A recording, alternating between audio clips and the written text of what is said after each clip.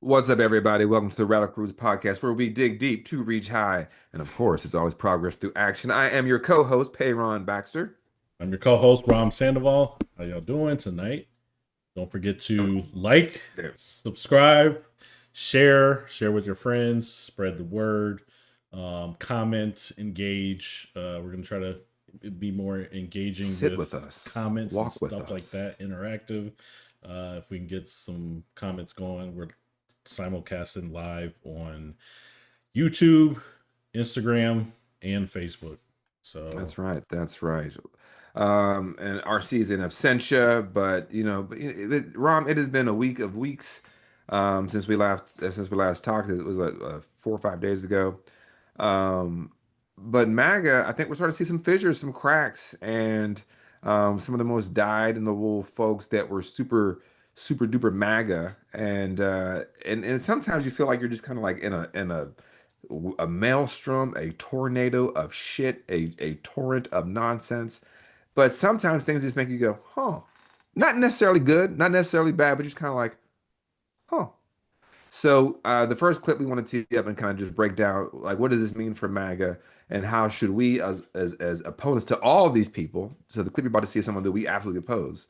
What does that mean for us? And just to, I guess, tee it up, it's Nick Fuentes, who is the self-proclaimed white supremacist, white nationalist, who had Thanksgiving dinner with Donald Trump and Kanye West about a few years ago. I can't remember how many years ago it was, who said things like, put more Jews in the oven. Hitler should put more Jews in the oven, and he's called black people everything but a child of God, and that we're subhuman. So again, this is not someone who we're trying to promote, but it is noteworthy for our fight moving forward against all these fascist white supremacists. So Ron, I'm going to tee that clip up. yep, here we go.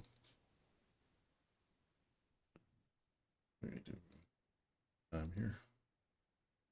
The sound on. He says if you're not on board with the Epstein cover up, oh, I don't want your support. You're a weakling. Fuck you. Fuck you. You suck. You are fat. You are a joke. You are stupid. You are not funny. You are not as smart as you think you are. You are, and honestly, and if you watch my show, you know I've been very critical. I've never been this far. This just goes to show this entire thing has been a scam. When we look back on the history of populism in America, we are going to look back on the MAGA movement as the biggest scam in American history. And the liberals were right. The MAGA supporters were had. They were. When we look back in history, we will see Trump as a scam artist who served as a vehicle for this rather than the other way around. We were not the vehicle for Trump. Trump was the vehicle for all of us. And now he says, if you're not on board with the Epstein cover up, oh, I don't want your support. You're a weakling. Fuck you. Fuck you. You suck. You. Well, yeah. So, yeah, he So called. Nicholas, he seems a bit perturbed.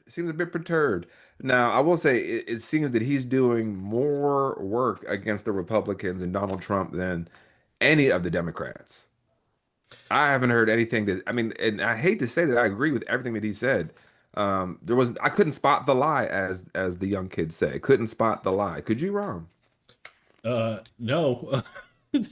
I mean, but they sound like they're talking about each other. This whole, this whole group of weaklings, weaklings calling each other weaklings, and they really didn't like the on the shirt here. Got distracted, but Brush it off like yeah, Jay-Z and Timbaland. but yeah. So they, what do you think? No, I think again, I think I think he's doing more hard-hitting analysis and self-introspection, which we've always been telling white Democrats they got to do, is have that self-introspection of where we are in this predicament, where you're privileged at, and how you are either being used by white supremacy or are supporting it. And I think he realized, like, as someone who's looking to hear that black people aren't shit, as someone who's looking to hear women are too uppity, for someone who's looking to hear queer people are the problem, Donald Trump gave them that vehicle, right? But in reality, Donald Trump used them to usher himself back into the echelons of power and to abscond from going to prison. And he did so by offering them hollow promises, lies. Now, granted, these people aren't upset that 16 million people are going to lose health care. These people aren't upset that millions of children are going to lose SNAP benefits. They're mad that their salacious, titillating Epstein saga that was ballooned by Donald Trump in 2015. There's clips of him in 2015 saying, "Oh, Bill Clinton, the Clintons, oh, watch out, he's on Epstein Island." This is him was saying that, right? And then the MAGA universe, the Megyn Kellys, the Nick Fuentes, the these other types that were so interested in this because they felt like it added to their homophobic, their specific worldview that said, hey, all those other people are the enemies. When in reality, they've been trying to fight the deep state, and Trump became the deep state. So I think this exposes fissures and little cracks in the Republican base. To your point, I don't think this is the end all. I'm not putting a fork in him at all. I'm not saying, oh, he's losing his base, but um, cracks in a bone can turn, can turn into something bigger. You can still walk on the leg, but it's up to the Democrats now, or everybody who's against them, to pick up a baseball bat and smash that bone, Yeah. right? Like drive those cleave them apart, I should say. I think it's safe to assume that the deep state is full of billionaires. If there is a what's quote unquote a deep state, but those who are in Yeah. power are billionaires, right? They're not your average. It's not your average Joe. And this is who Trump rubbed shoulders with, and now has made probably dozens, if not hundreds, of promises in these circles to these corporations, to these CEOs, to the highest bidder, to these financiers. And so he's already had these, shady relationships. So, he has favors to pay back, right? So whether it's him and, 20 of his, wouldn't call them closest friends, but 20 of his highest paying, donors and whatnot, or people who buying his property or whatever, however they can shovel him money under the table to stop this from getting out. I think, and the Nick Fuentes, I think he was the guy who was in Chicago, like this house, and like he started complaining hmm because they showed up at And his he, house. and he had to go run to his mommy, a woman. He had to go So, run to her house to hide. Right. yeah, so he's in a modest apartment, like he's made. I mean, he's clearly made a name for himself. With, I Oh mean, yeah. I wouldn't want to be in a history book as a Nazi, a racist, but you know, he doesn't have enough money to really be in Trump's orbit. He kind of used him. I think they did it. Did they do like a podcast together or like a meetup or something? Did that happen? Or am I making that up? With Nick Fuentes? Yeah, he showed it. Oh yeah, he said it. He was at the White House, right? Yeah, he was at the White House with so Kanye West. Kanye West so brought him to the White House to have Thanksgiving dinner in November of 2019. So so he this served his is so purpose. Yeah, yes. and hmm Nick Fuentes has probably been iced out, right? And so he's feeling some. He's probably been iced out for some time, feeling some type of way, right? So these people, to me, they're all. Uh, I don't know. It's giving like he's a true. He was I mean, this guy's he's the incel to the point where he says that like having sex with women is gay. Like he's like a true believer. Like if you have sex with a woman, you are gay. I mean, I don't know how that he said this. I'm not making this up. So he's like a true believer into this like patriarchal myopic view that like only I mean we saw this stuff he just said with Candace Owens recently, right? Where like literally we supposedly people who are of African descent are derived from apes, but in reality we're your grandparents. We taught you how to do everything. We taught you how to wash your behind. We taught you the cultures, the rhythms, the understandings of all, the arithmetics and the architecture. We taught you all that. Rome came to Egypt, right? It was anyway, but no, I think he is a larger example of what probably his base is. Because his base are the people that were in Charlottesville in 2017 at the Unite the Right rally, right? The Jews will not replace us, folks.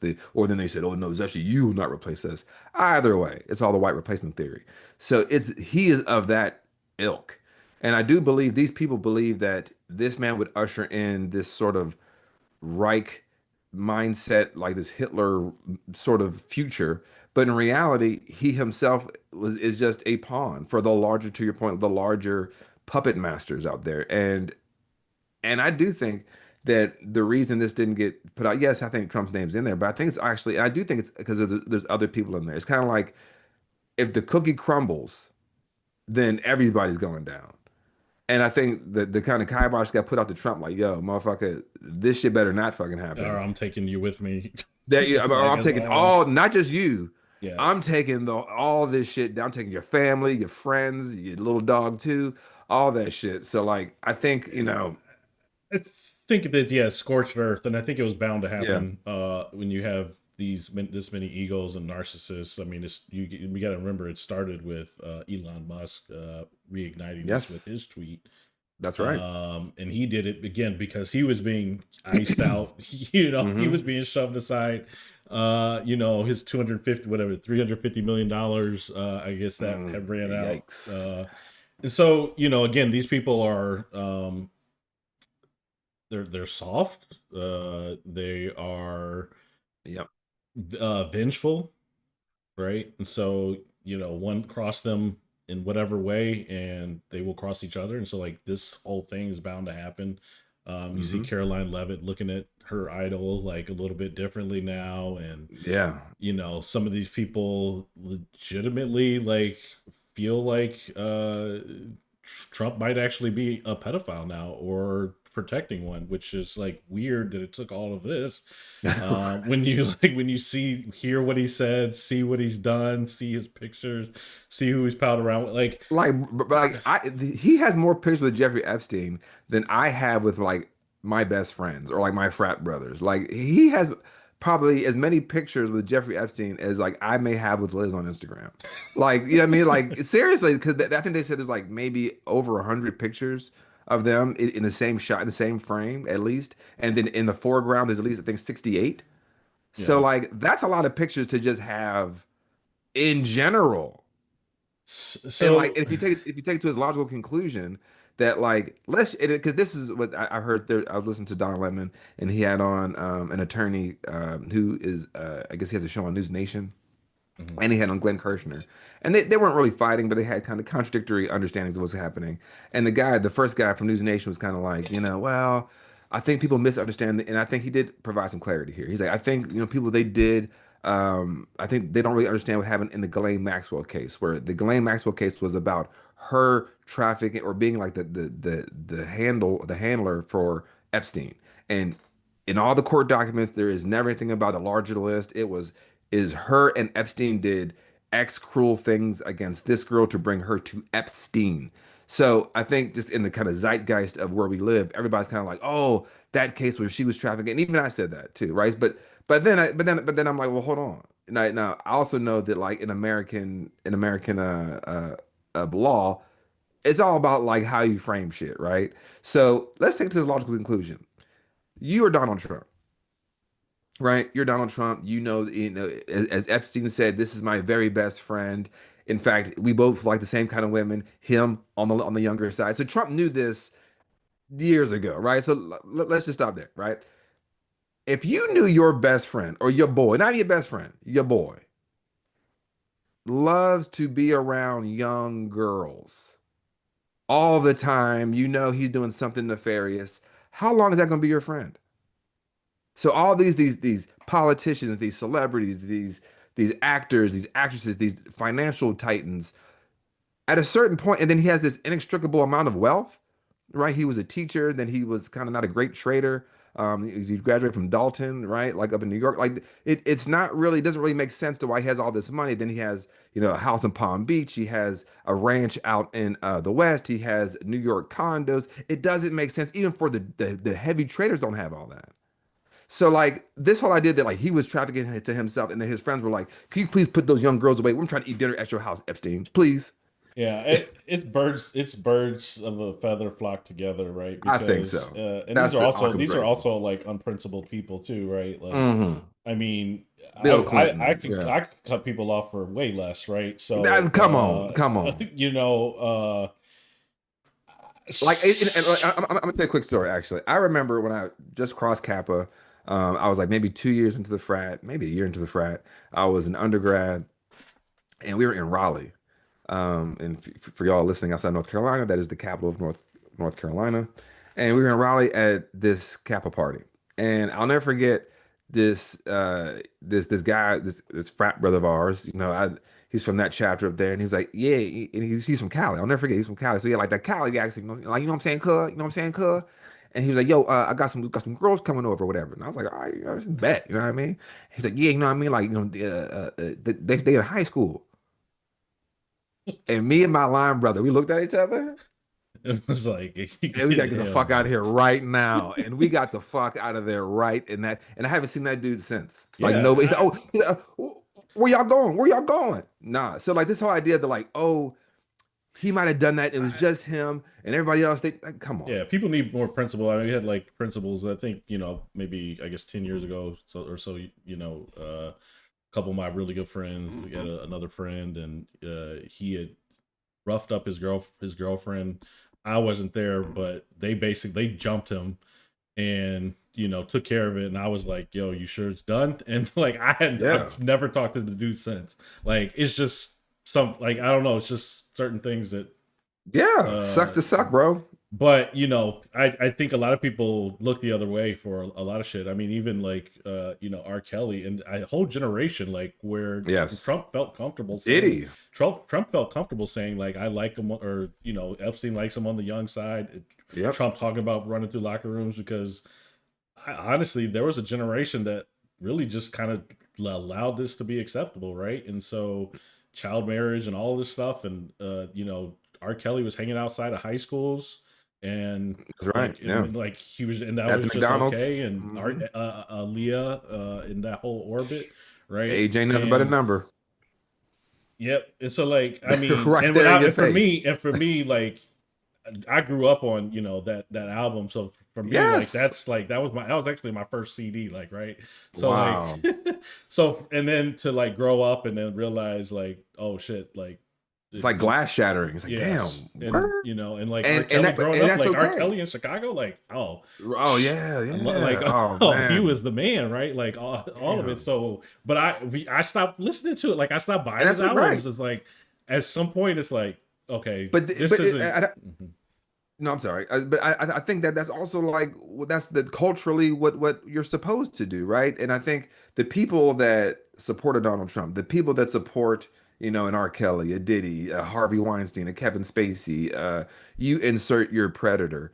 There is a level of permission that like you kind of like that shit yourself. And I think in the church, in the black church, that happens too. Like I'm sure we all grown up. I mean, I know you're from Chicago, I'm from Pittsburgh, but like I remember when they're like, young girls or this, they didn't happen in my family. I'm not saying my family is superior, but I've heard of this in black communities. Oh, she needs to put on some clothes because Uncle so and so is coming over.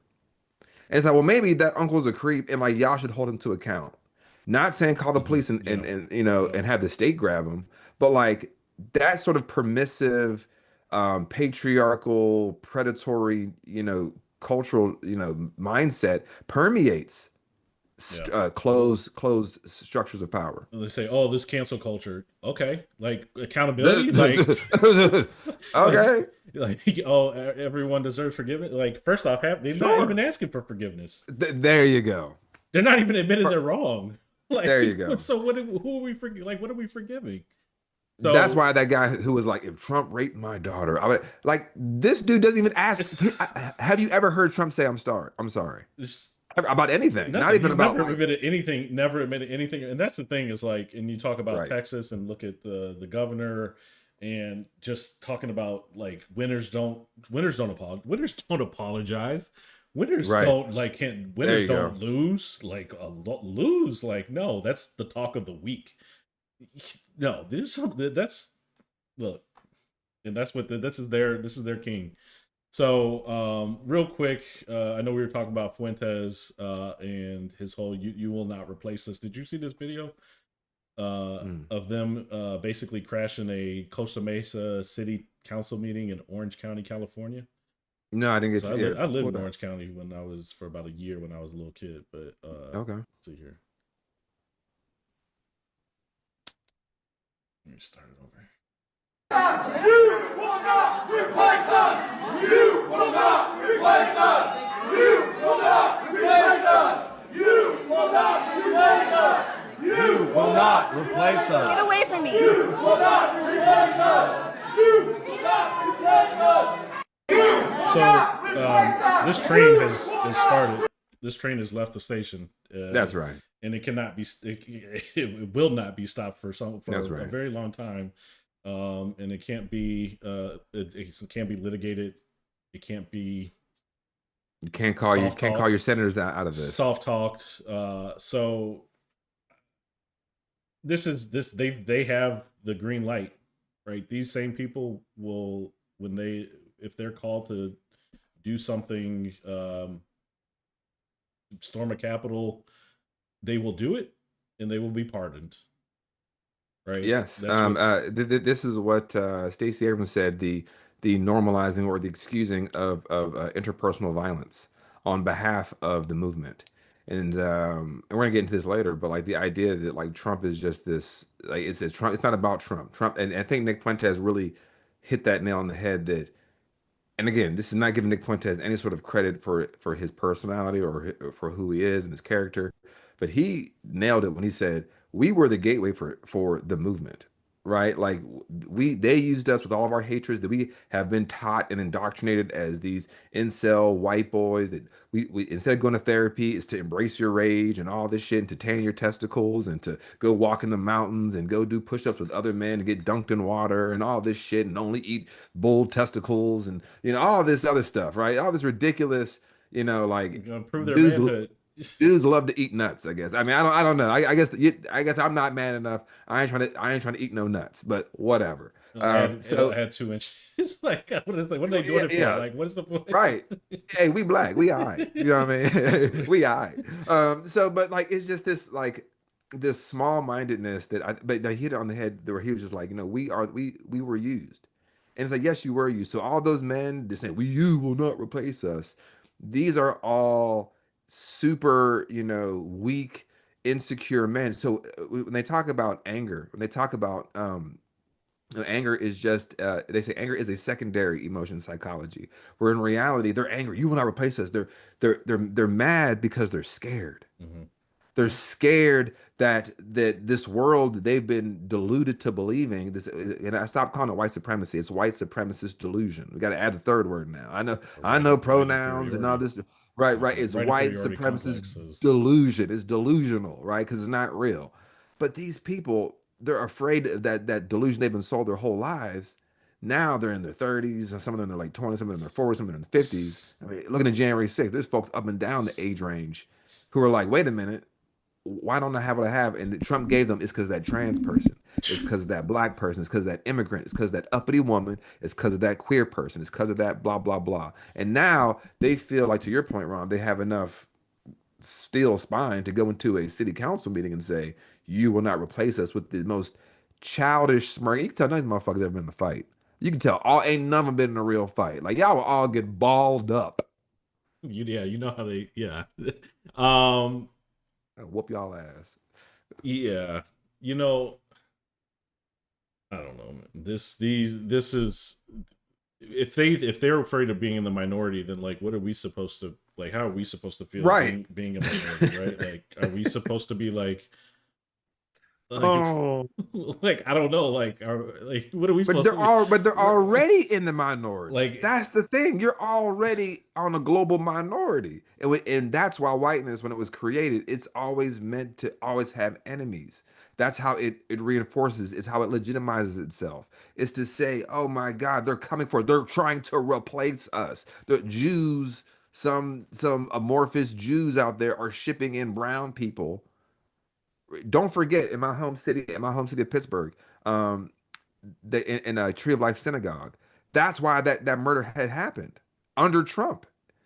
That he was saying the Jews were bringing in undocumented immigrants to become Democratic voters. That's why he killed people in my home city. That synagogue was right across the street from where my mom used to walk to the bus stop as a little girl. Oh, wow. So like that is right there. And the same thing in El Paso. His manifesto was he went to the highest trafficked Walmart where Latinos shop, And he knew because these are the new people that the Jews are bringing in. So we talk about anti-Semitism at ADL, and we talk about racism and all that. It's all tied to the same shit. But the media, unfortunately, we'll get in that in a little bit, they segment this shit where we can't tie it all together. Yeah.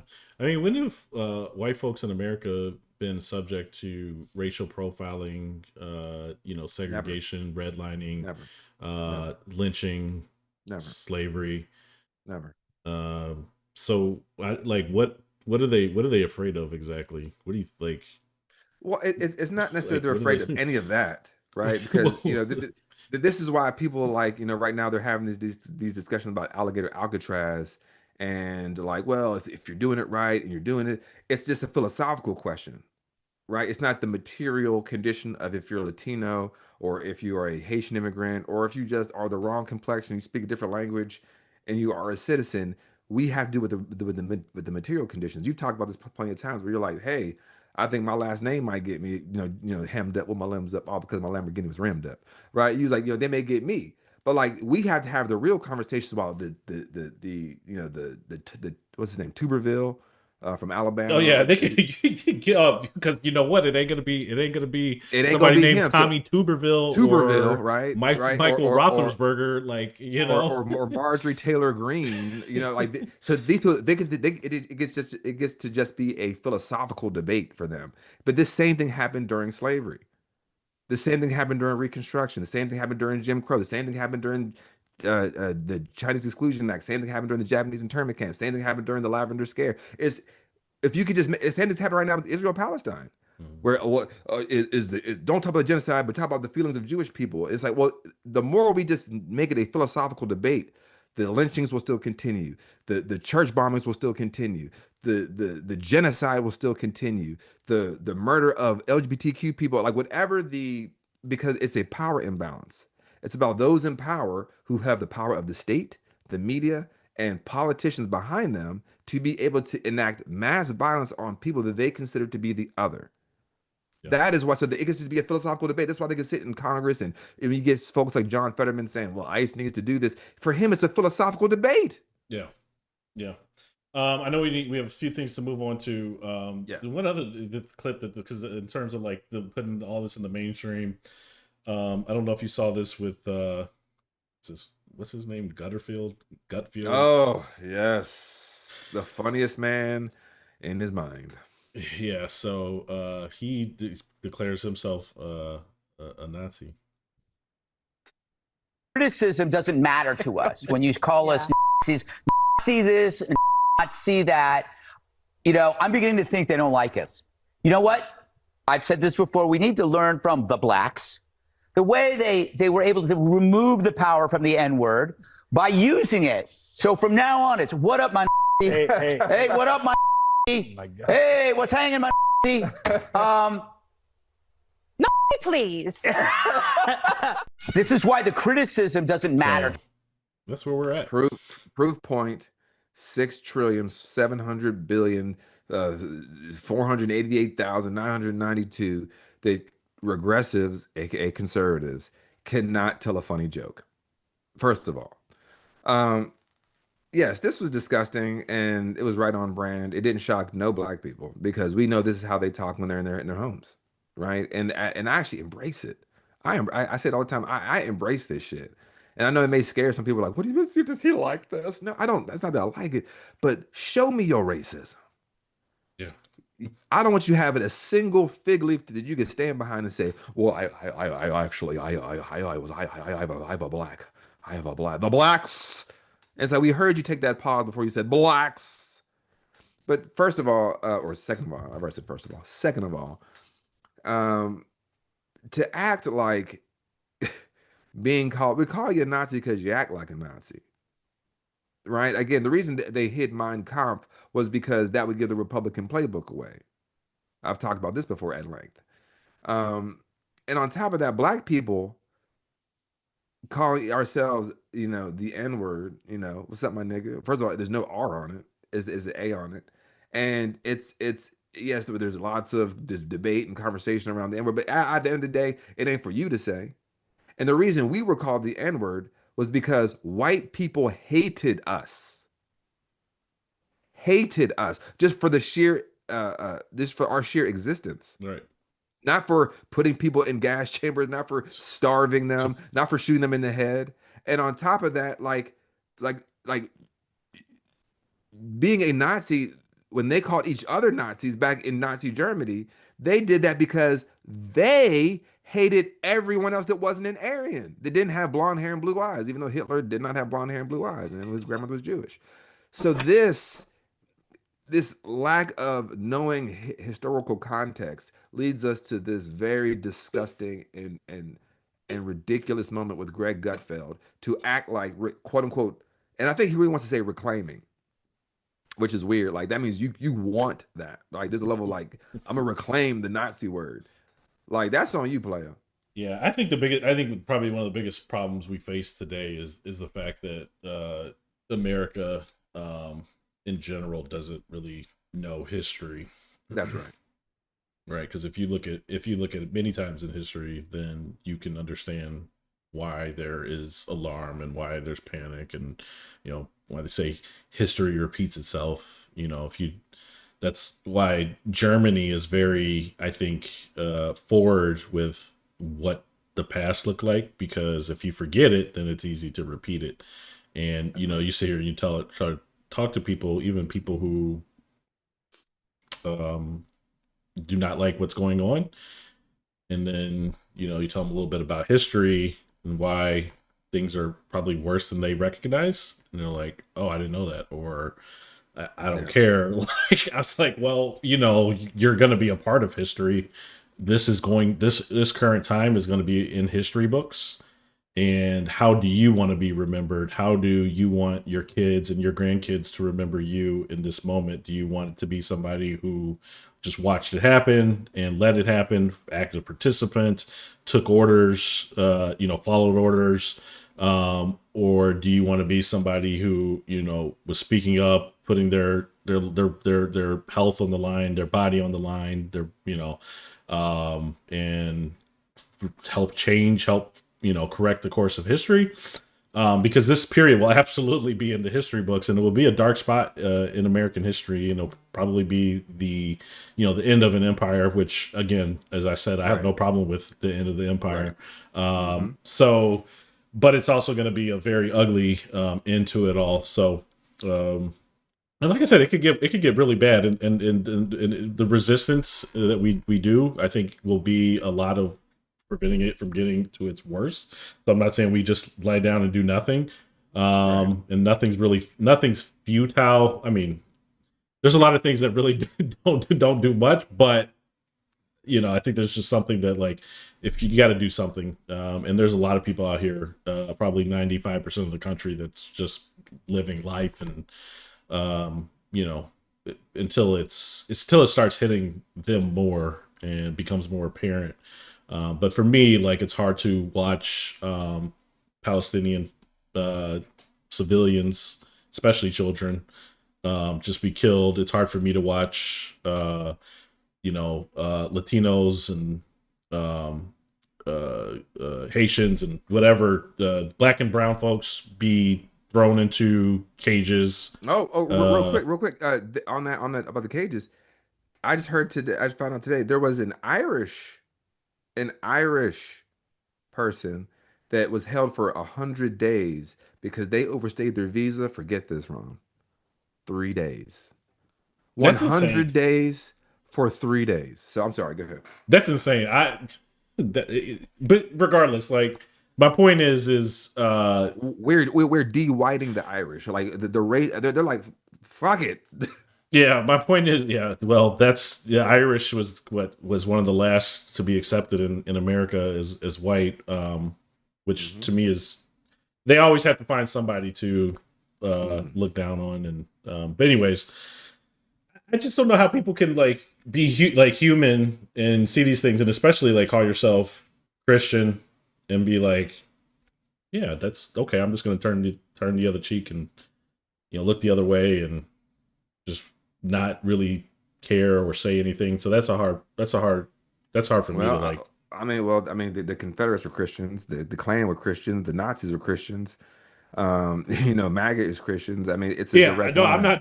not trust me, I have no delusions about different types of Christians and Christians using the hiding behind religion and to weaponize their Christianity as other religions do as well. But these are people who go out and talk the talk, but they don't walk the walk. They talk about protecting children, but there's an asterisk next to it, right? They're talking about protecting white children. They can care less if a Palestinian gets bombed. They can care less if a Mexican is put in a cage and starved to death, or even separated from their family, right? To me, Well, just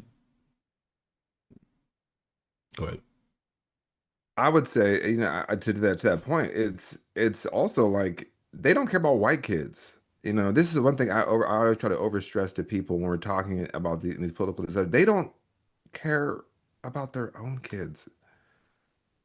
Listen, the Texas flooding, right? We had 27 girls at Camp Mystic, sadly, fatally died. These are probably kids who grew up in households that probably would call me a hard Nazi, if you will, right? To use his parlance, right? A hard I or a hard R, right? Just trying, yeah. But they don't deserve to die. And all these people that cover their faces up and go up to Coeur d'Alene, and jump out of U-Haul vans with the "You will not replace us" and all.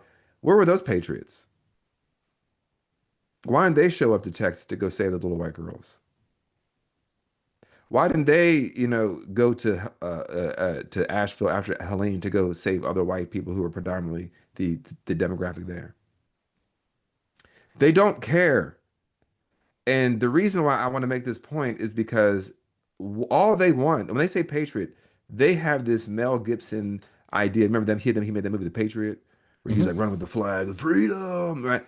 That's their idea of patriot. It's the idea of when can I kill for what I believe to be an honorable cause, and even that honorable cause is totally discordant with reality, even if it's just pulling out of my ass. Like when can I kill, shoot, harm, maim, rape, steal, kidnap for my patriotism?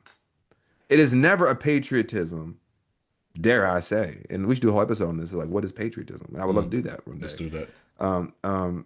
But like, we don't look at troops as patriots, right? But these people that they're dressed up like they're on Call of Duty, they're never showing up after a tornado. They're never showing up at a food drive trying to help out their fellow white brethren. They're never doing that. It's just when can I harm somebody? So even taking that at good faith, what you're saying, I think this is why I want us to kind of rethink and unlearn even how we view these people. Like, is these are people that are just trying to, they want to save white people and save. They're all cowards, all cowards. Because if you were a true patriot and someone that really wanted to help this quote unquote country, I would see you at every moment of extreme hardship for your own people in your own communities, but they're not there. They're off in the woods, circle jerking, playing Limp Biscuit, which I just learned about a couple years ago, which is disgusting if y'all don't know about that. But again, that's some white people. That's as we say. I went to an all white high school, so I literally just learned about this shit, and I used to love the band Limp Bizkit, ironically. So like, when I learned about that, I was like, oh, I love the anyway. SMWPS as we call it, white people shit. But yeah, so why are you not showing up to do what's right? But when do you show up? They show up for January 6th, right? When can I cause harm? When can I kill? When can I go rape and harm Nancy Pelosi and AOC? When can I go smash them? When can I smear my own yeah. feces? When was that? What was that sniveling, crying kid's name? The one who killed two people at a protest. He drove up to Wisconsin and killed two people. Oh, Rittenhouse. Like that's their idea of cow shitting house. that's their idea of a patriot. Yes, Daniel Penny, yes. Daniel Penny. killing somebody on a subway, killing a homeless person, a homeless That's right. black man on a subway. Oh, it's a double win. That's a patriot to them, and that Mhm. is demented. And he was an ex-Marine. Yeah, it's their culture for a lot of those folks, right? So another thing that happened this week, kind of trying to move it forward because Yeah. good conversation, but this was also related to, again, Nazis. Uh, They're just everywhere. They're falling out of trees. well, yeah, who Almost started? like they're monkeys. Who kicked that back up again? Elon Musk, if you recall, throwing up his Sig Heil Method Hitler. and twice, and during but yes, that happened last week. The new and improved Grok came out and Grok went full Nazi, right? And so, without any shame, the Pentagon announced that they would be awarding a $200 million contract for Grok within the Pentagon. Now hold on, Ron. Wait. The guy that is having a public feud with the president that's supposed to be so real, where he's saying he's in the Epstein files, that same government's going to hand over 200 million to that same person that said that man was in the Epstein files and said that he's lying to his people, that he ain't shit and he's deluded. Wait. All right, is this kayfabe like we've been saying? Like it's all just performative? Is it a payoff for him to kind of quiet down and keep his mouth shut? The timing What's on 200 million to the richest person on the planet? Well, they're greedy. They add 200 billion to a greedy man is that's basically paying him back for what he bought Trump for. We wanted his return. He wanted his refund. He wanted his refund because he was not happy. Speaking of Grok, I was listening to this reporter from Memphis today.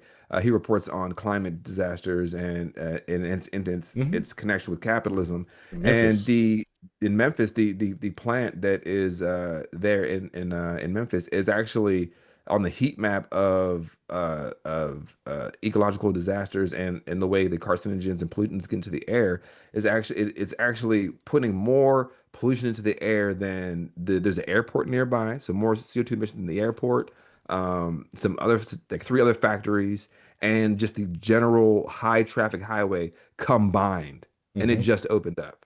And this is an area that has we know that pollution, this type of specific pollution that puts out formaldehyde, and I forget the other type of chemical, it leads to cardiovascular disease and lung and pulmonary issues, lung problems. And it's in a highly dense black area. So when we talk about environmental racism and why and black people follow Elon Musk to a third party, this is where he wants to put his plants. And when they talk about deregulation, they want to deregulate it to poison you, black man. They want to poison you, indigenous man, poison you, Latino man, poison you, Asian man, poison you, poor white. So that's when we talk about the violence, as Martin Luther King said, violence is not just at the tip of a knife or at the edge of a bullet. It is through legislation. Yeah. Countless kids gonna have asthma. Sorry. No, and I remember when this was actually being brought up to the council in Memphis, and Yep. I remember thinking they're about to sell out the Memphis. They're people in Memphis, and that's exactly what they did. And you say, oh, that's bringing jobs, and like, is it at the cost of the health of yourself, your kids, your grandchildren, your community? Is it worth it? Now you're crying about it in this council, right? So that those people need to be all held accountable.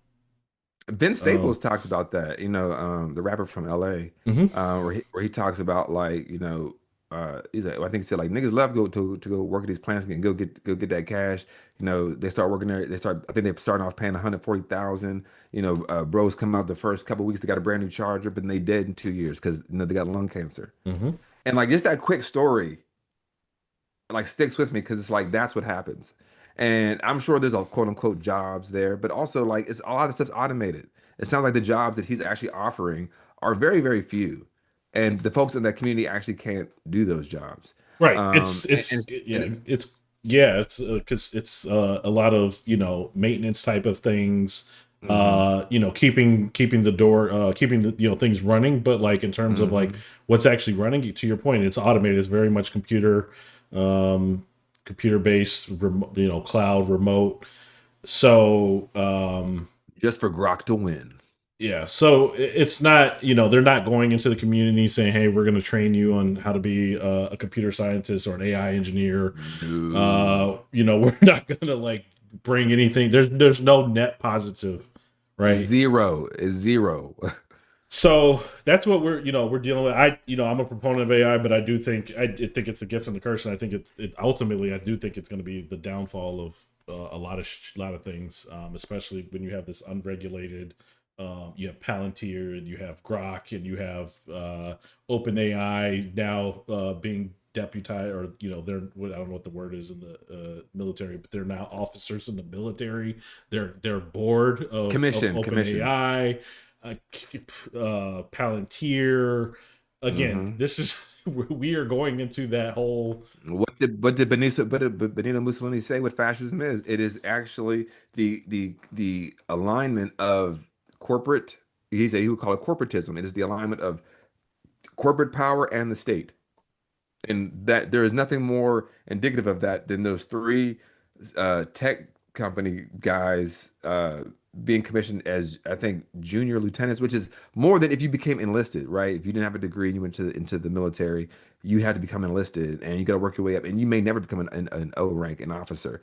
They're already an officer rank.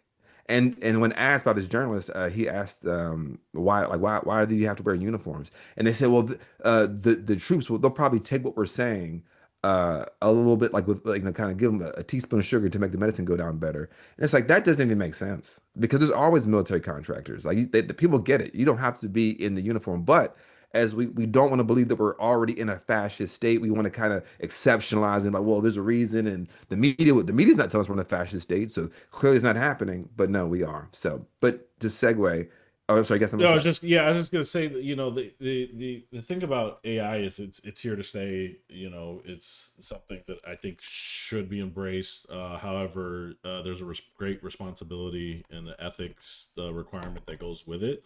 Mm, The Congress, our Congress, will not regulate it, which is bad because there's no guardrails, and these companies, you think they're going to self-regulate in capitalism, in like if that's the whole reason why we had the mortgage bubble, and every time there's deregulation. And so you're telling me when the one of the most threatening technologies they're gonna get it to now. humanity has no regulation whatsoever, and they're ignoring all the implications of existing privacy laws. When They're telling us. Elon Musk and Doge ran up in all of these government agencies and took all that Come on, data, man. they were Come violating on. all kind of privacy laws. They've gotten away. They're getting away with it, right? But this is Um, what you said something earlier where you're like, yeah, there's ethics. I mean, and I think you are a very kind and generous person, right? But when you're saying stuff like, I think it's good as long as it's done ethically and responsibly. That's if we live in an ethical and responsible nation.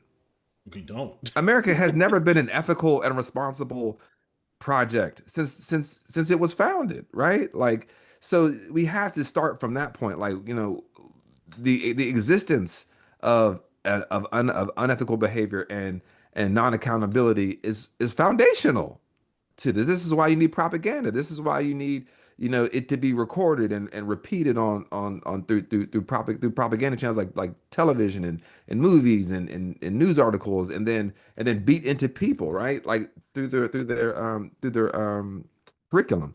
So like this is like I hear you. And again, this is why I always have to go back. Like it's easy to be like, well, this is good if superstar asterisk if it's ethical and responsible. It's like, but ain't shit in this country ever been ethical and responsible. Yeah, Every president's been a war criminal. So that means the leadership, the titular head of the country, has always been unethical and unresponsible, irresponsible. yeah. I think as long as we're slave to the dollar, Come it's on, just that's it's there it is. because even as like you said, to your point, like I agree, like as ethical as you want to be, me and my business partners have committed to it.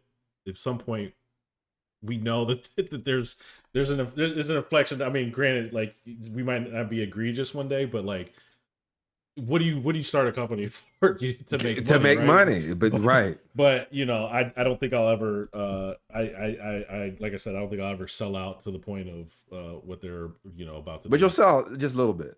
Yeah, Yeah, I'll sell out a I little said I, bit. I, I said a little bit. I Fuck it, mean, yeah, I said a look, little bit. there's a cost to the environment when every time Yeah, we use AI, right? So mhm, that's one of those unseen things that we have to start thinking about. But that's look, right. people have been warning about these things for a long time. not just AI related and technology, but in general. We're like, I don't know if we're taking care of Earth, and if the powers that be and the masses don't join, we have, again, I talk about this too. Climate change is going to creep up on us. It's climate collapse, and it's already happening. Yeah, we have to start thinking about, all these weather things. Is it just coincidence, right? They had No. 4 or 5 100-year floods in 2 weeks, and we're not even, we just started like hurricane season. So There was this weather. What do you call someone who studies weather? What are they called? not a meteorologist. Not media. No, that's that guy tells and points. No. Anyway, but it was a climate scientist. Oh, there we go. We'll say that he's a climate scientist, and he said that when we even us as educated progressive people, he's like when we say stuff like catastrophes happen, and he's like catastrophes don't happen. He said the weather happens, and it's whether or not you are prepared enough through your investments to be able to withstand the weather doing what it's supposed to do, right? The weather's going to react to what you put into the atmosphere. So, right, so the idea that we're like, oh, the weather's changing on us. This is again talking about us unlearning this stuff so we can actually fight the fight we need to fight. It's the weather. It was called Flood Alley for a reason, right? Or a flood zone for a reason in Texas, and then we saw in Durham, we saw in what was that in New Mexico or Arizona, one of those other places. So like this is happening all the time, right? And like the idea that like, well, it's just an act of God, thoughts and prayers. No, or if you know you live Democrats in the air, are doing it. or the Democratic weather machine, they got to point it right at your forehead to get those Epstein files. So like it's if you have the science, you should be able to better predict, better prepare, and to invest to save lives. It's something you said earlier. I just want to just bring back the idea of like, why you started business. We both kind of chuckles like to make money. But these same Republican voters who are like, I like Donald Trump because he's going to run America like a business. Again, businesses are not meant, they're meant to make money, not to protect you. They're not Yeah. meant to take care of your children. They're not meant to make sure you live a long, prosperous, happy life. That is not what you want in a government. But what did I say on last episode? It's hard to go knock doors to say, hey, vote for us and we will make sure you work until you are gray and in a shallow grave and you will have nothing but the lint in your pockets. So they have to use racism, sexism, misogyny, xenophobia, and yada yada hell jingle bell. I just want to say, well, asterisk for my business, we're actually focused on small medium. Oh, here he goes. No, He's trying to show his ethics. Listen, no, we're focused on small medium joking. businesses because I do think corporations will be able to swallow up every single, so to speak, every single small and medium business out there in a few years. And if these medium small businesses are not adopting AI or adopting automation, right? And so I think that it literally for me is like looking at survival. Even though I think there's ultimately the way I look at AI is it's going to increase productivity For who? For what? among the masses. So as a person, Because I guess my question is, if we're automating workers out of work, like who? and I think that's temporary. I do think that Okay. this is my opinion is that the demand, All right. the demand is out. Not Give me going your vision for the future. the supply, and this is the near future. The supply Okay. is going to outpace the demand, and that's going to be problematic, especially with this government we have in place. However, in history, demand has always caught up to supply. So, like, I do think that it will eventually balance out, but I do think that there's tough times ahead, and I do think. But you would need to invest in that. You need to invest in the people to be able to catch up with that demand. There is no plans to invest in anything. Right. Exactly. And so I don't like I said, that's why I'm here because I think there's a lot that people can take advantage of, whether you're a nonprofit, whether you're using AI to produce an entire podcast on a week-to-week basis, 2 times a week, right? Those are things that I wouldn't be able to do in a normal time span of a week and run a business and run and do a day job. So like that. And also, and we can have a whole episode on this, right? And I don't know if that's the right thing. We probably should because talk about there's productivity burnout or AI burnout, like where like damn, okay, I'm doing 4 times as much as I was 2 years ago, but like then mentally I feel pretty good, but like sometimes I'm like, dang, it's like, am I like over like killing my Because brain? Like, we forget that's the point of capitalism is to extract the maximal amount of productivity, quote unquote, if you Mhm, will, out of us as people to get the max amount of profits, but while paying the least amount. mhm. Like that is how this thing works. That's why capitalism is always a cycle of booms and busts, right? It needs to overgrow itself. It needs to kind of swell, and then what happens? Like just during the housing market, it pops, it bursts, right?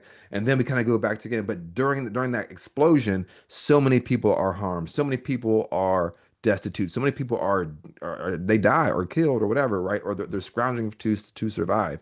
So I guess I look at it from a humanity perspective with people who are not invested in continuing a humanity where all of us can thrive. In fact, they're invested in a humanity that is hierarchical where only they survive.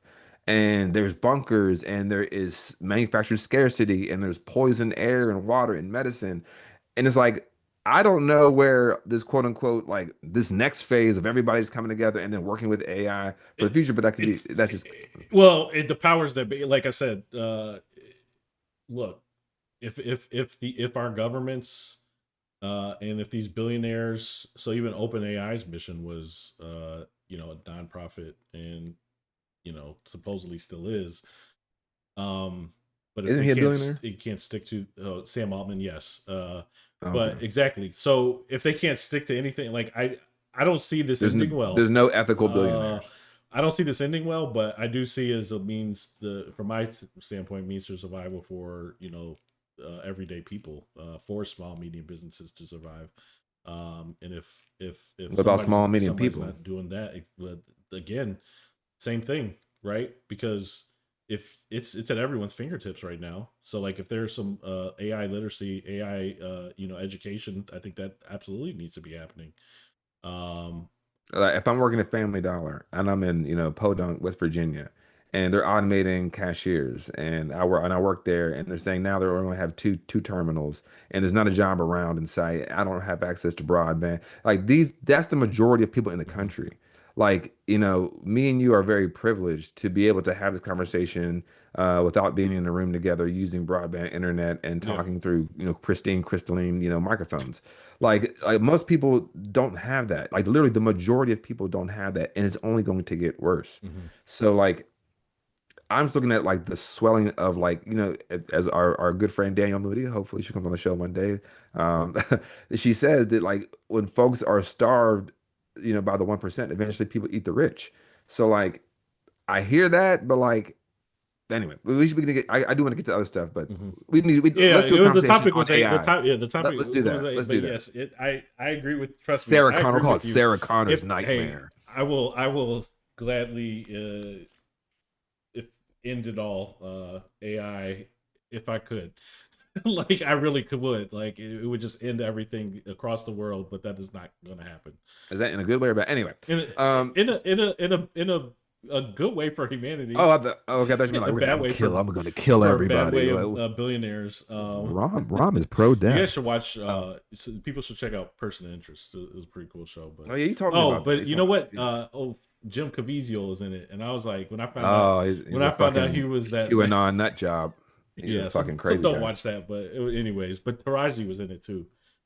All Um. right, I'm side eyeing Taraji now. So what else we got? Um, We got no, so sorry. a couple of days ago, you sent me a link of the Beto O'Rourke. Okay. He came to Charlotte, North Carolina. If you guys are not aware, Beto O'Rourke, he was a Texas legislator, and the Texas House. He kind of rose to prominence. Was during the 2020 election, right? That's when he ran. Yeah, that's right. 'Cause he ran against Joe Biden in the first run, and Mhm. he was this kind of hot shot, energy. He was going against Ted Cruz, or he ran against Joe Biden, then he ran against Ted Cruz. Subsequently, he lost clearly both those elections. He did not become president, and he did not become the senator from Texas. But he came to Charlotte, North Carolina. Who put this on? Indivisible? I don't know if it was indivisible. It might have just been the North Carolina Democrats. I wanted to Okay. go. I wanted to attend But I all the way in Monroe didn't get to attend. Caught How a few dare you? minutes, but I actually caught this part of the broadcast live, and I was like, oh shit, like, Yes, no, this was good. and you told me, you're like, oh yeah, I know who she is, but yeah, I'm gonna go ahead and play this clip. Well, but just to set it up, so he's speaking here at this point. He's about 45 minutes in.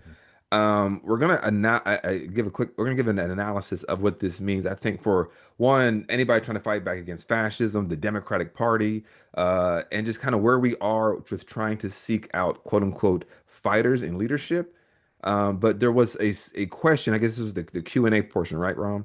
Mhm. Where someone I know from Charlotte, she asked a question, and dare I say, she hit him between the eyes. And you can see the murmurings from the people around you. But I just want to tee it up that this was, I'm assuming, a oddball question out of the probably the phalanx of questions that he received. And his response is indicative of the Democratic Party, I believe, and we're going to talk about it on the back end. Here. Is maybe 1% of the population. You think maybe we're looking at the wrong 1% of the population right now in America? So I think debate. In Charlotte, Debate. All We right, know just that wanna you're get the robbing us introduction. blind right now. We want the resources, the money, and the wealth back for the people of this country. Give them what they need. And when people see us fighting for them, and more Sorry, importantly, I thought I had alive, the right thank point. you. There we go. Here we go. All right, here we go. Here we go, folks. good evening and thank you for coming to Charlotte. I came here to help you out a little bit. We talk about messaging in the Democratic Party. You made an epic fail, sir, because not one time did you mention black people until it came to John Lewis risking our lives, risking our health, killing ourselves to get to that ballot box. The number one mistake that the Democratic Party has done is you have completely alienated black voters to the point that when I go into my community and I talk to people about becoming a Democrat, I might as well just move on. What young people have told me, and specifically young black men, is that they don't have a solution for me. When they tell you they don't want to vote, they're not stupid. They see that the Democratic Party has never bought reparations as a platform. Despite, let me tell you something. Look at the statistics. Black women marched to those damn polls like it was no tomorrow. 90%. My sisters went with their big hats. They went sporting Kamala Harris's shirts. We talked to our friends, our neighbors, and our community. And the thank you that we get is that we're not even mentioned in these stump speeches until it's time to talk about what we did in the civil rights movement. We need a new day for black people. My hero, Mary McLeod Bethune, said something. She said, "What does democracy mean to me?" Well, let me tell you something. The things you feel right now, black people have felt for generations. The things that we see right now, we can write a book on the things that you stood there and talked about. But you know what you didn't do? What are you going to do for black people? Are you going to uplift reparations? Are you going to give us economic freedom in this country? Am I going to have to beg, borrow, and steal to have my children educated? And for these young black men, we need to create conditions that support safe communities. Let's get rid of the police by giving them jobs and some damn more than hope. I came here to tell you all that I am a Democrat today, but it won't be forever. You keep coming up here, talking this stuff, and not speaking to me so that I can deliver a message to my community. We got a problem. We have a serious problem. The messaging is not the problem. It's our own morality in this Democratic Party. And I know I've been long-winded, so I'm going to wrap it up with this. It's all right. It's all right. I believe in every person in this room. What I'm saying is not racist statements. I'm trying to help a party that is struggling with its own morality while attacking an immoral thing. When you go into these rooms, I don't give a damn if it's no black people there. You better start saying our name. Mm. Black people. We vote. We take a stand in the Democratic Party. 90% of black women marched to those damn polls. 80% of black men went and did it. And if we're disenfranchised, it's because we see our grandparents doing something that doesn't mean a single thing for our younger generation. I went on a tangent. Thank you. Thank you. Thank you. I'm glad you came. Let's hear his response. Yeah. 'Cause that was a lot. That was loaded. Yeah. And then, yeah, I feel like he runs to the middle. Thank you. Let's see. Maybe he'll surprise us and give us, like, you're right, reparations for everybody.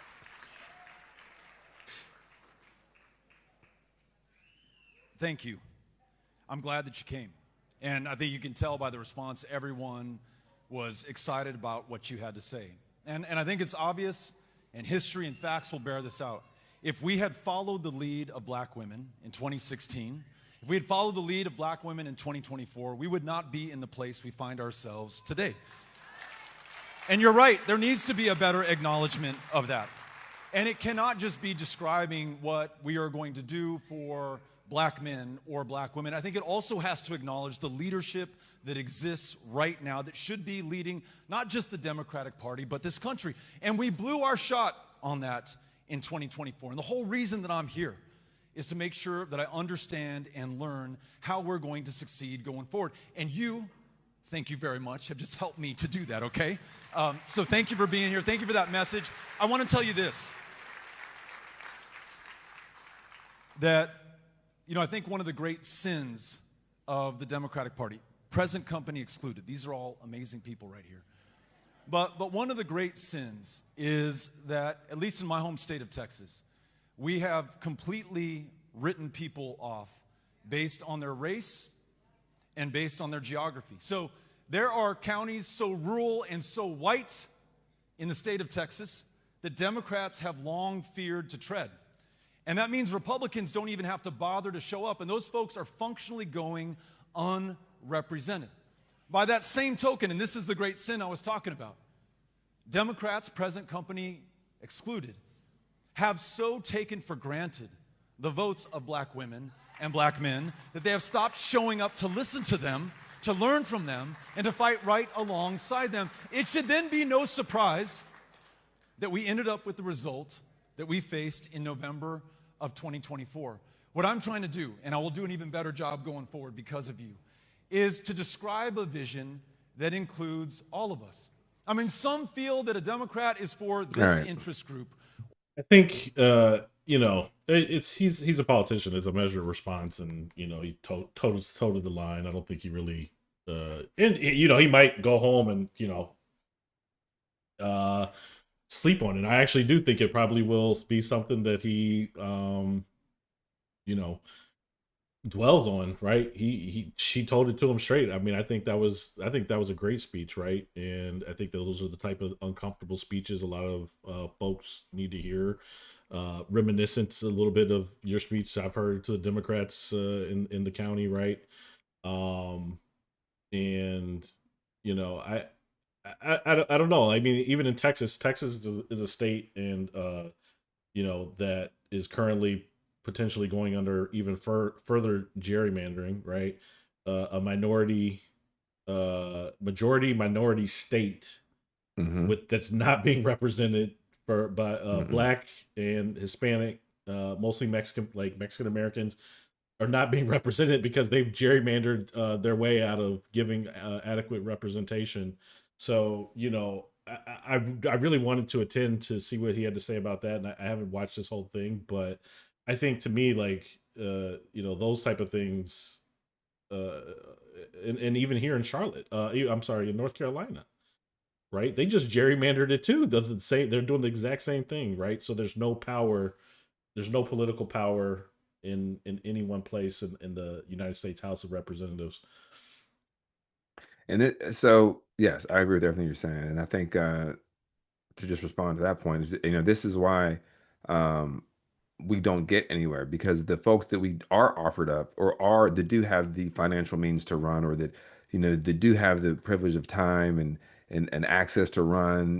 These are people that when they run, they give us the lesser of two evils. They say, look, I'm a moderate Democrat. When in reality, that means is like I'm a neoliberal, honestly, lightly conservative white person. And I'm the person like, they're gonna stab you in the face. I'm just gonna slap you in the face.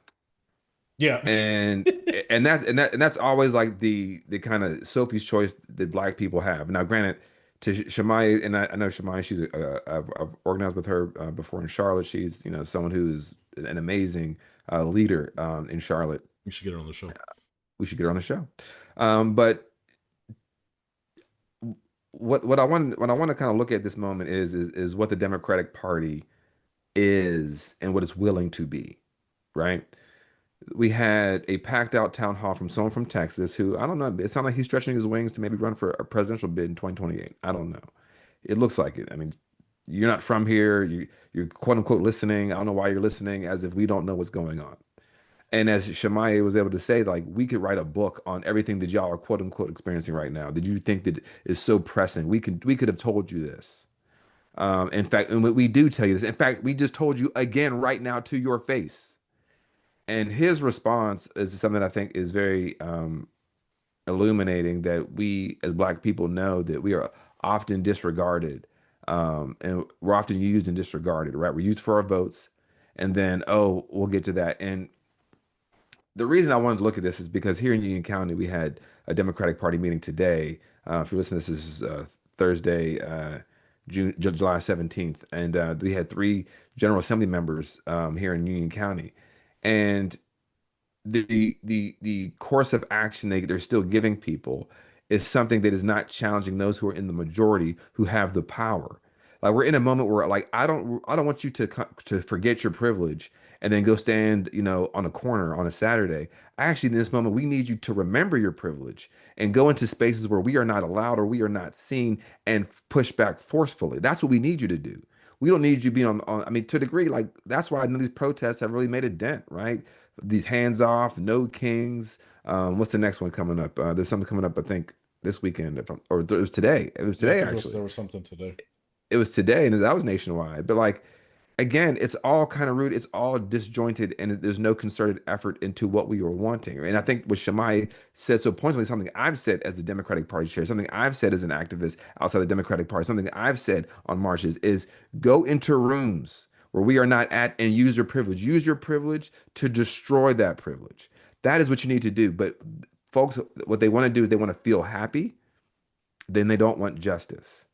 And the thing is, we are all having an injustice ran against us through the Republican Party, but it's also being the doors being opened for that by the Democratic Party.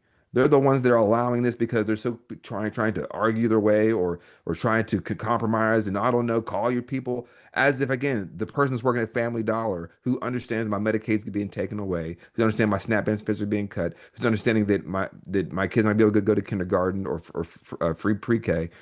You want that person to take time out of their day to call you, even though you are in the halls of power while they're drafting the legislation. You have the actual legislation on your desk. You have aides, you have lawyers, you have, folks that can advise you. You want someone to call you and say, can you stop this? We need you to remember. Well, actually, we need you to do the work. That's white voters and white people who are in political office. And Beto's response was, I want to say, truly indicative of the white liberal perspective, the idea of, like, oh, let me just give you some, I hear you. Because what those white people in that room wanted is they want a savior. They don't want anybody. They don't want themselves. They don't want themselves to do the work. Alice Walker, who wrote The Color Purple, said the easiest way to take the power from the people is to make them believe they never had it to begin with.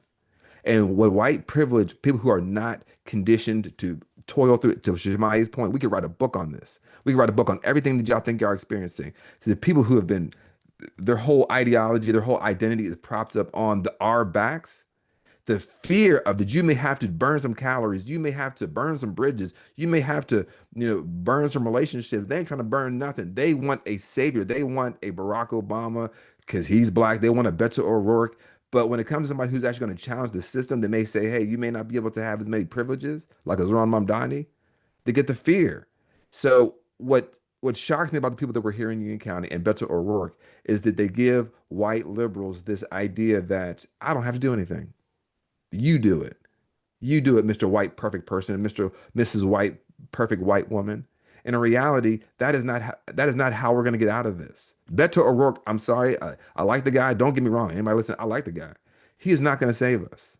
What Those about three legislators, yeah? those three legislatures that came here to Union County, who are talking about, oh, someone asked them, why are the Republicans doing this? Do they not know what they're doing to people? And one of them was like, they just don't research it. It's like this is a white supremacist movement. Like we kind of got like y'all kind of got to get it at this point.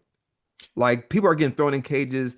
People are dying. A man fell off a 30 foot scaffolding or something that they're chasing him. Like this is what's happening. It's not a philosophical debate. Yeah, So I just don't. I'm sorry. I've yeah. gone I too just long. think it's. I don't. Yeah, moderate our way through this. You know, in terms of like be very moderate about how we approach it and you know, kumbaya. But you know, I think what about the people that aren't in that room? Like the majority of the That country. room That's was the like problem. 99% white. But, exactly. But like, you know, in terms of like what about everybody else who's like not doing anything at all? Like just literally like nothing. You know, so I It's just like not it's like Nazi Germany, right? Like everybody was like, oh, okay, people were still going to work, people were still going to plays, people were still going to theater, and they were against the Nazis, right? The same thing is this: if you are a part of the privileged class, the privileged group, it is incumbent upon you to use that privilege to destroy the privilege. yeah, I do think this country needs some strong leaders, radical leaders, you know, ones who aren't afraid to tell it like it is, aren't afraid to have uncomfortable conversations, who aren't afraid to have radical ideas. Be principled Um about those ideas, stand on yeah, them. yeah, and you know, Beto comes across as a measured politician. He seemed more radical years ago. Like he seemed a little more now he seems a little milk toast. Yeah, yeah. You know what? I think you're right a little bit about that, right? And so I just don't. I don't think that these times call for that, right? Maybe 10 years ago, I'd have been like, yeah, I like the milk toast, like He's moderate, like. fresh. But the facade is up, It's up, so dog. Hey, as she said, what you gonna do for black people? There was no like, what's your plan? It was like she pointed at him. but that's the base of that's the base of the Democratic Party. The Democratic Party right now, the base to me is more progressive than what they want you to believe, Yes, right? And yes, so correct. that's the issue with. Mm-hmm. I think that a lot of people who are at these events, if they had somebody that was saying some radical ass shit and they could get beat like, and who was a leader, I think that there would be a different story, right? But there's like who's you know who comes to mind, you know? I mean, the people in that audience, I don't think if there was someone who was They're not. progressive, they would be it. In I, that audience, like those people in the audience. I mean, I'm not saying they wouldn't vote for Democrats, but there's a certain way the Democratic Party operates where they pick their leadership and they present them to you, and like again, I said earlier, like this is your best choice, and the reason they do that is because uh, it doesn't have them move off their corporate donors. The reason Azura Mamdani or Deja Fox, who did Mhm, lose on Tuesday, but Azura Mamdani scares them is because now that actually creates an option for people mhm. of like, oh, again, in another country, Azura Mamdani would be a moderate. But Yeah. here he's a crazy socialist, Marxist, leftist, Well, it's just, Islamist.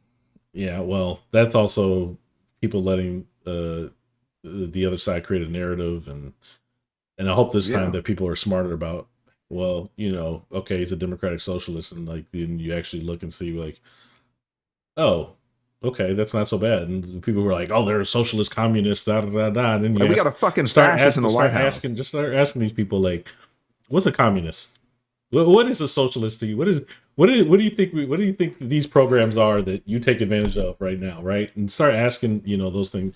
Anyways, so um somewhat related, I think kind of probably close it out after this, but like Cory Booker had a little speech to give today. Yeah, he walked out of a confirmation hearing of Yeah, we can email finish with both, this. and I feel like he was. I don't Yes, know. Cory I Cory just Booker can't. had something to say. I Oh. Oops, I just can't. I don't think that this. I have a diaper on right now.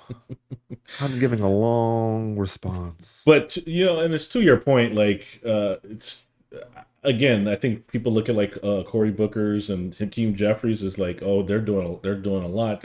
They're doing a lot, and now I'm like looking at these people. I think we were at the No Kings, not the No Kings. Was it No Kings? What was the original one? No hands. Hands off, right? Oh, no hands. No, look, Ma, no hands. And some woman, she had mentioned Hakeem Jeffries when she meant Cory Booker or vice versa. I can't remember. Whatever, they're all the same. But waffle. She was like, I think he's doing the he's doing great, and these guys. I was like, what? I didn't say that in my face, but I was like, my mind. I was like, what? Cory Booker, like he's okay to me. Like Hakeem Jeffries, I don't even want to see that man's face. So, anyways, let me. They're both full of shit. They're both appeals to past jurisdiction and past precedent. Why are you doing this? This is outrageous. This is a kangaroo court. That's all we have here, This Mr. is Chairman. wrong. To violate your own rules without going by the mandates of the parliamentarian. This is unbelievable. There's a way to do this. If you want to force this through, if you want to ram this through, there's a way to do it in accordance to the rules as spelled out by the parliamentarian. It is simple. It is clear. There's a pathway to achieve what you're trying to achieve. But, sir, this lacks decency. It lacks decorum. It shows that you do not want to simply hear from your colleagues. This is absolutely wrong. And, sir, this is to me one of those moments where we are not showing common respect for each other on both sides. I have sat here when we were in the majority and listened to my colleagues' arguments, listened to their passionate statements, and then we voted. This is not that. This is us simply trying to rush through one of the most controversial nominees we've had under this presidential administration. Sir, God bless America. You are a good man. You are a decent man. Why are you doing this? What is? I mean, bro, like I listened to this and I was like, calling him sir, and the decorum and the parliamentary rules. I mean, everyone's walking like she might as well just have walked. He would have. I would have respected him more if he just like walked out. Like, and I think like the whole thing is like creating a spectacle, and I don't think that's really that much of a spectacle. Granted, it's on our timelines, but. Again, I feel like we're at a point where it's like you need to raise hell and get a spot. I'm not like talking about sitting on the steps. Like Cory Booker called who was he talking to again? Not Grassley. Was it Grassley? Who was he talking to? Right there. I don't even know. I don't even know. I don't care. It doesn't matter. But he called in the Mark ass bitch in the middle of the straight up. You know what I mean? Like you punk ass. He's like when we were in the majority. We were in the majority.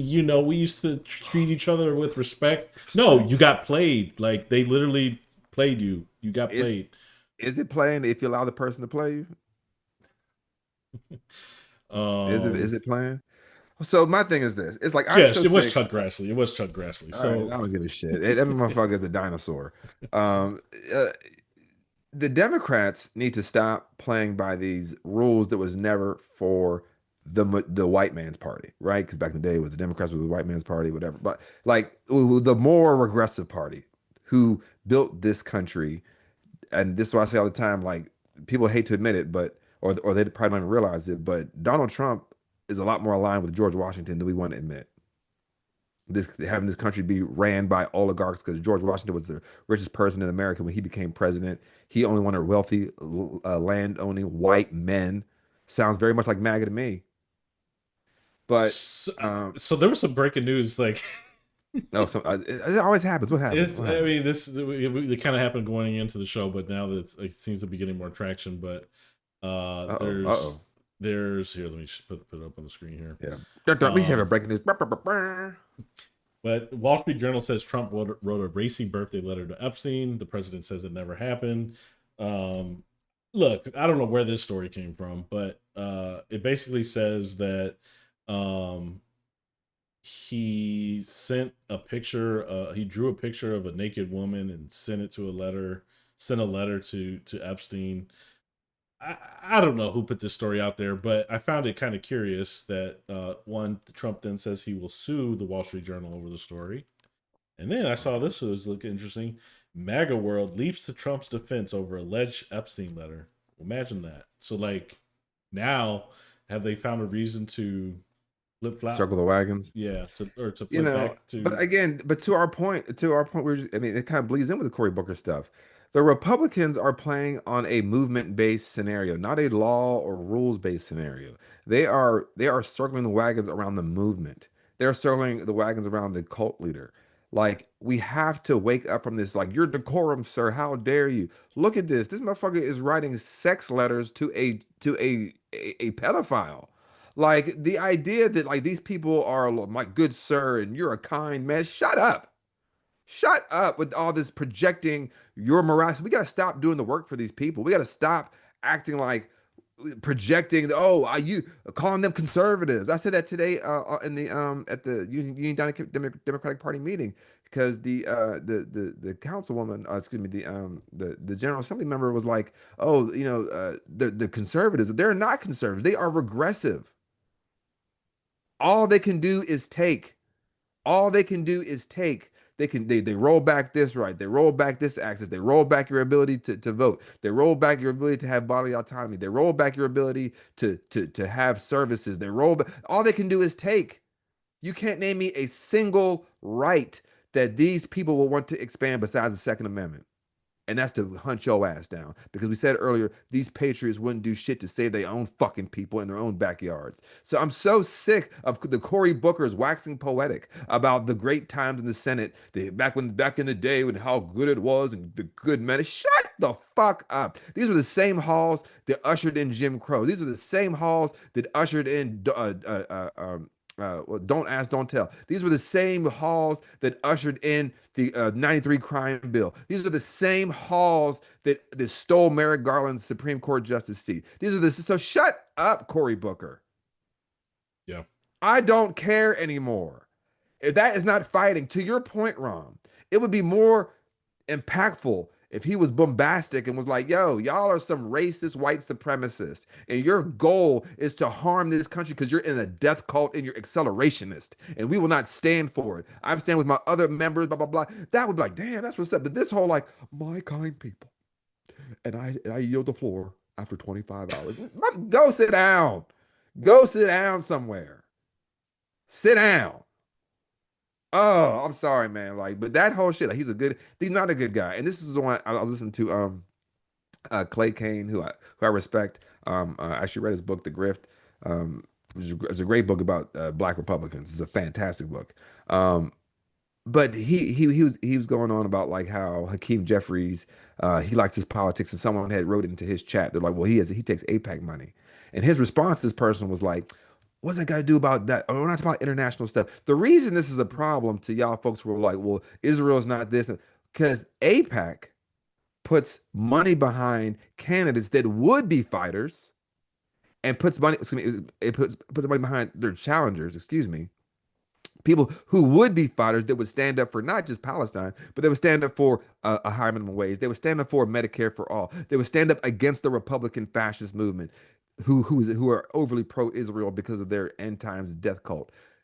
That is why AIPAC money matters to Hakeem, to us. That Hakeem Jeffries is taking AIPAC money and Cory Booker is taking AIPAC money because these people are bought and paid for. The Upton Sinclair quote: "It's really hard to get a man to understand when he's paid to not understand." And he just said to me, like, Booker just sat there begging for some respect and begging for them to just talk about it. They're gonna vote the same way, mind you. What the fuck they want to do? Dog? Mind you, that this is that they're talking about whether to push through to the next stage. Email Bove, who last month was basically, there was a whistleblower, actually, like, what is it, 2 or 3 weeks ago, a whistleblower came out and said that he was intentionally misleading judges. He was telling other, because he was in the working in the State Department or the he said fuck the law, Attorney General's office, and I think he literally, that was his quote verbatim, was like fuck the law. The Department of Justice, yeah. And so he was basically saying ignore it. ignore the law. No, he And said so fuck the law. That's a oh, quote. that's he right. said. You're right. You're right. That is a quote. Thank you. That's not me trying to add some sizzle to it. That's him saying that. So these are the people. Cory Booker is. He is a controversial motherfucker. Tell the people what he is. Don't. He's Yeah. Why is he He controversial? didn't say a Corey? single thing about. He didn't say that whole speech. He didn't say a single thing about this person. He just said Nothing. he was talking about the decorum and the rules and the parliamentary like rules of it. Like literally, Bo is about to get a lifetime. And then he's going to the Supreme Court. That's what they're getting him ready for. He's going to the Supreme Court afterwards. Yeah, and so if y'all don't think that we're headed towards potentially, because it's could go the other way. Well, no, I was gonna say like headed towards what's Handmaid's Tale. We in it. We are. That girl down in Atlanta, they kept alive and carved a baby out of her. Yeah, people. If that ain't some Handmaid's Tale shit that doesn't. Oh, in other countries they treat women in Iran like this, and China. America will allow your daughter one day to bleed out in a Walmart parking lot because she can't get access to to take out an ectopic pregnancy and have a DNC. So this whole world, we're there, my man. Yeah, and we got to wake up from that shit. And Cory Booker is not there, nor is Hakeem Jeffries. Sorry. Yeah, no, and they never will be, right? And so these are the leaders of the within the Democratic Party. And that's a problem, and that's going to be a problem, and especially when you have Hakeem Jeffrey. Like, I'm so tired of hearing about Hakeem Jeffries and Mamdani and how they're supposed to meet, and I don't ever like. I will look. Let me tell you, Zoran Mamdani. He is somebody who actually is someone who represents what the Democratic Party should be, but I think the way he handles anti-Semitism is not a way that we should be handling it. He is not a good orator. He is like terrible. I don't know. One fish, two fish, red fish, blue He's not fish. a good leader. He's not a good leader. He's not energizing. No. There's just so much wrong with people like him. But anyways, I thought it was cool. Like when he did that ABC thing, right? Remember that when he did that at the Dice? I forget when it was. It was like a few years ago. Sort of. That was kind of cool. And like at the time, I ain't gonna lie, even I was like, this is before all this. This is like 3-4 years ago. Yeah, this is probably even longer actually. This is probably like 8 years ago. But now I'm realizing no, it wasn't that long because I remember posting it. It was like maybe in 20. It was like early 2023, I think it was because it was like after he was handing over the leadership from Kevin McCarthy or something to Mike Johnson. So that was in 2023, early 2023. But like it was. You're right. It wasn't that long. But it was like. Yeah, that was cool because he was like, "We want America, not authoritarianism. We want the." He's like, I guarantee if I watch it now, it's like one of those things like where again, like after once somebody does something, like I hate everything that person does. Yes, like, he could drink his like water the wrong way, and I would hate him. Yeah, I am fucking drinking that water. So like if I watch it now, I'd probably be like, I'd probably just cringe and be like, I would hate the alphabet afterwards. Like this damn alphabet. I ain't saying. I'm speaking. I'm speaking in tones after that. But yeah, I've been told to watch the first episode of Handmaid's Tale again because I think it starts off like, how did this happen? And it just and yeah, I mean we're in it. We're in it in the point of like we're headed towards that, and like are we going to start seeing women in costumes and or to Shemaye's point. We've already been there. We've already been there. The reason those white women that had the white cones on the head, we had the laws. It was called I think Tinian laws, where black women had to have their hair wrapped because white men started to. This is back when we were enslaved. This was during Reconstruction. We had to have our hair wrapped because white men started to see our hair and white women started to get upset about that. So we see black women with their hair wrapped, that there's a historical context to why we had to have our hair wrapped. So this whole idea that we had to wear long draping things, and this was all we've been there. And we gotta stop reinventing the wheel and just remember that the wheel rolls. You just gotta remember that the wheel rolls, baby. That's it. This is the world JD Vance and his ilk or want for this world. So do you like donuts? My kids are Disneyland. Yeah. All right, well, bye guys. So we got I'm Jefferson Davis Vance. Bye. Did you see him running kind of like He was skimpering. I don't know the word. He was scatting, I guess.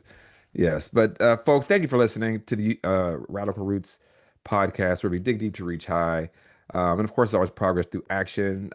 It is always a journey, always a joy talking to my partner here, Ram, and it just keep these conversations going, because the point of a revolutionary is not to get tired of saying the same thing over again. A revolutionary is used to saying the same thing over and over and over again until it breaks. That is what people, they want you to get tired. I've heard that too many times. No, folks, please keep saying the same thing over again. Stand for justice, stand for truth, and do not move an inch. So again, I'm your co-host, Payron Baxter. I'm your co-host, Ram Sandoval, and we will see you on Sunday. Don't forget to like, subscribe, comment, thumbs up, all that good stuff, and appreciate the support. Peace.